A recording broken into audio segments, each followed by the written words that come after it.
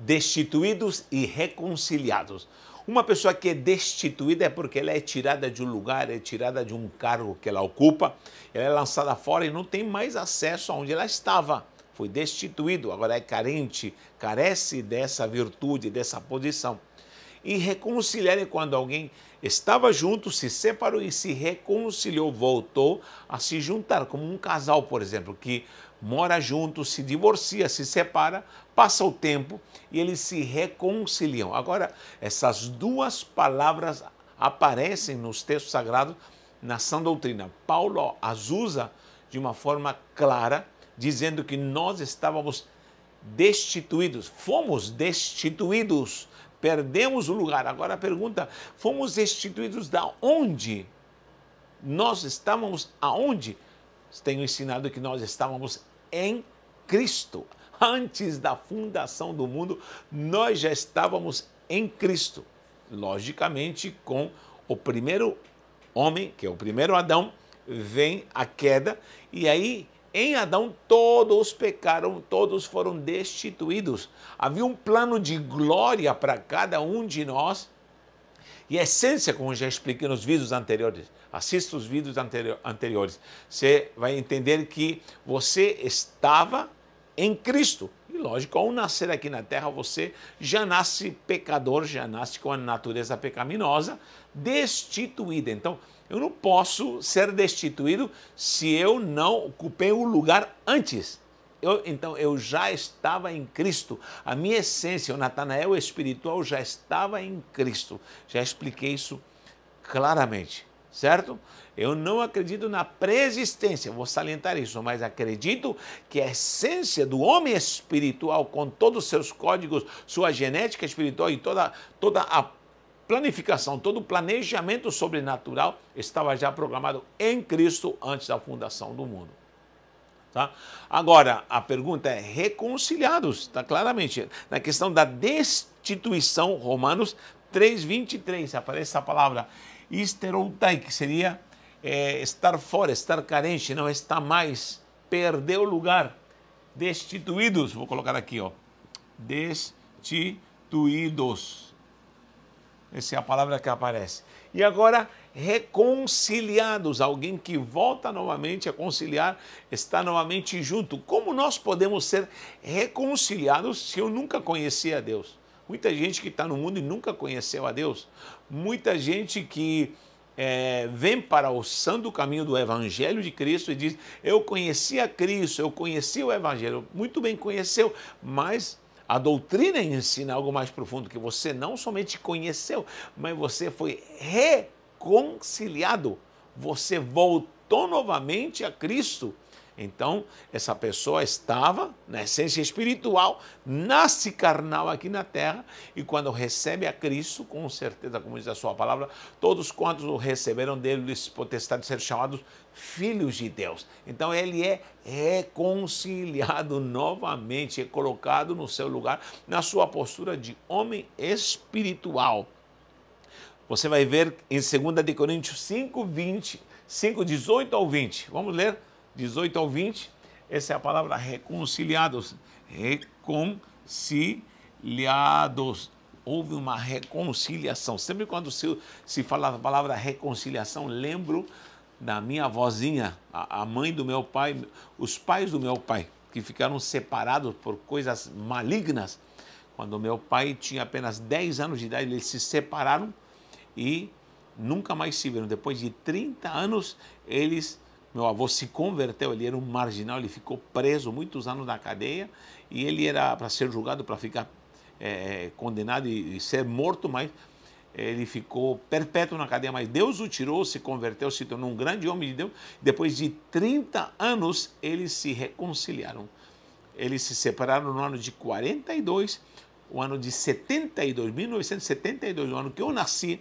Minha avó perdoou meu avô, eles se reconciliaram e viveram mais 20 anos juntos. Isso é reconciliação. Agora, me diga, como nós podemos ser reconciliados se eu nunca conheci a Deus? Você pensa que não, sua consciência pensa que nunca esteve em Deus, mas a sua essência, o espírito que está dentro de você, a essência do homem espiritual está com certeza sempre esteve ligado a Deus. Os homens sempre estão procurando algo a mais, mesmo que seja o maior ateu, o maior revoltado com todas as coisas que se referem a Deus, mas dentro dele há uma faísca, é chamado de cordão de prata, que é o Hevel Kesef, que seria o cordão de prata, é o elo que liga ao Eterno.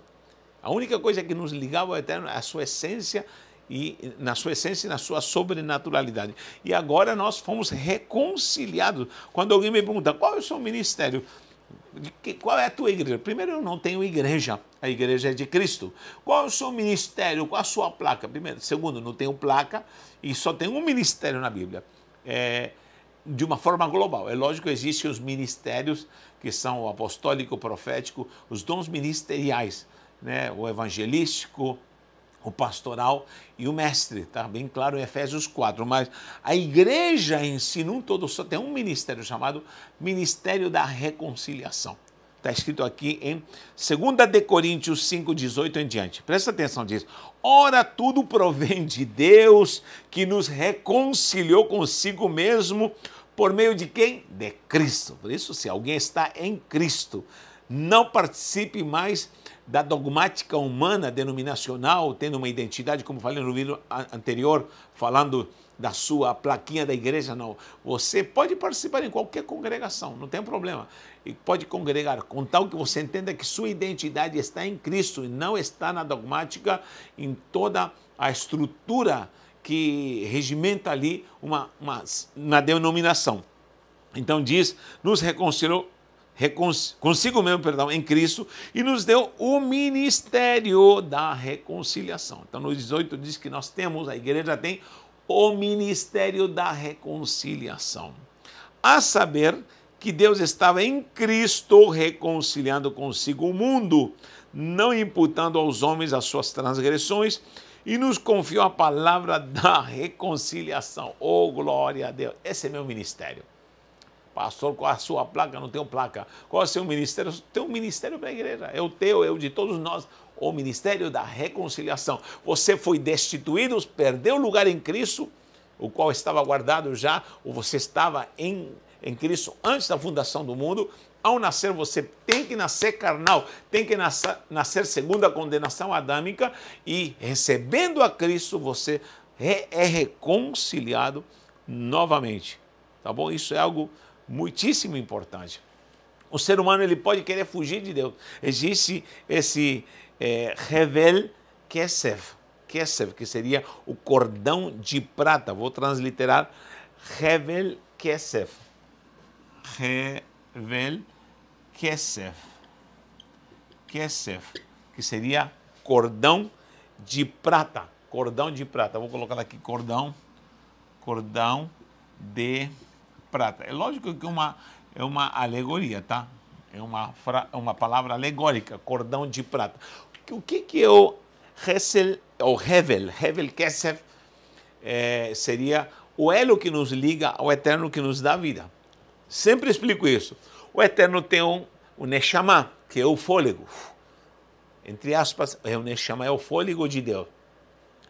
Isso soprando, pela ação do Ruach HaKodesh, que seria o Espírito, assoprando, ele forma dentro de uma pessoa que está sendo formada no útero. No princípio foi no barro, ao formar o primeiro homem, mas no útero, quando ele sopra isso para que haja vida, por isso nós somos contra eliminar uma vida dentro do útero. Somos contra. Por quê? Porque ali o Neshama está sendo ali soprado, que é o hálito de Deus, e ali a essência do Ruach HaKodesh está formatando o quê? Um Nefesh Hayah, uma alma vivente. Então, pode ser milimétrico ali no útero, um ser humano pequenininho, milimétrico, mas ele já é um ser. Ele já é um ser. E ele já tem um elo, assim como existe o cordão umbilical dentro do útero com a mãe, ele tem um cordão que o alimenta, o cordão umbilical, existe o cordão de prata. O cordão de prata está em Eclesiastes 12, 6. Anote isso, Eclesiastes 12, 6. E os orientais falam muito desse cordão de prata. E ali, alegoricamente, em Eclesiastes diz: lembra-te do teu Criador nos dias da tua mocidade, antes que cheguem os dias de neles cheguem também os anos, os quais venhas a dizer, não tenho neles contentamento. Aí começa a falar, antes que se escureça o sol, antes que se curve, aí começa uma alegoria a demonstrar a essência da vida que está indo. Leia lá, é muito lindo.